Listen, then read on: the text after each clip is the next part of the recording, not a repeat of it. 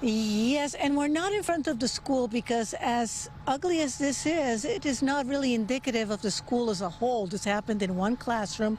The teacher felt strongly enough about this whole thing. She had to post about it. Watch this.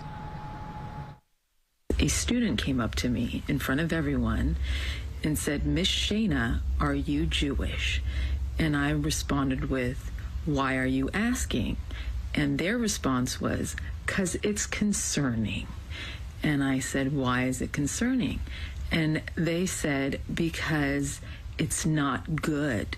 And then another student shouted out, "Kanye West hates Jews." Shayna Ross on Instagram with a post very different from the usual fare of the musician and stand-up comedian who is open to satire about her Jewish heritage. You know I'm Jewish, right? You guys know, right? Yeah. I don't milk cows. I milk rich dudes. With that said, she was stunned with comments from fourth graders at one of the LA schools where she teaches music enrichment.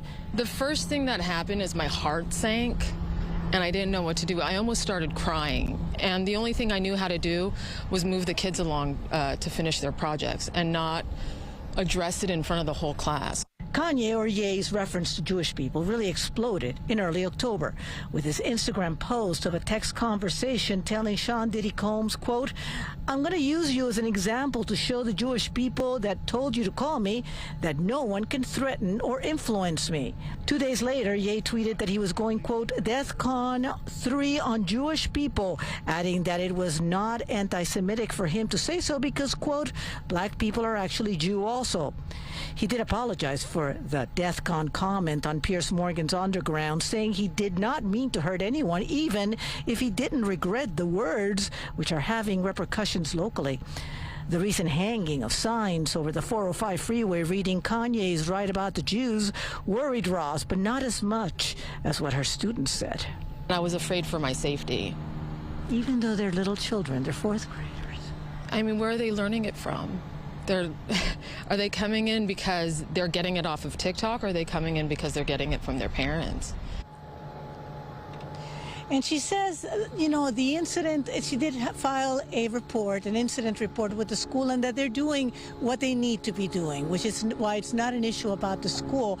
But what is important, she says, is that people need to know what's going on. And quite honestly, I've been getting reports of this kind of thing happening in schools all over.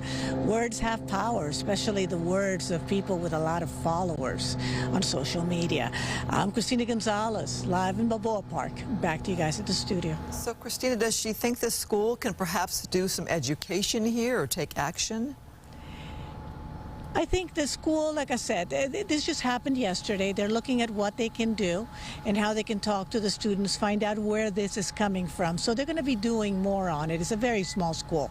So it's still in the progress. So yes, they think they can do that. The conversation is there. The question is how to deal with what children are hearing and how they're reacting to it. Wow. All right. Lessons here. Yeah, you think about all the ripple effects from what one man says. Christina Gonzalez, thank you.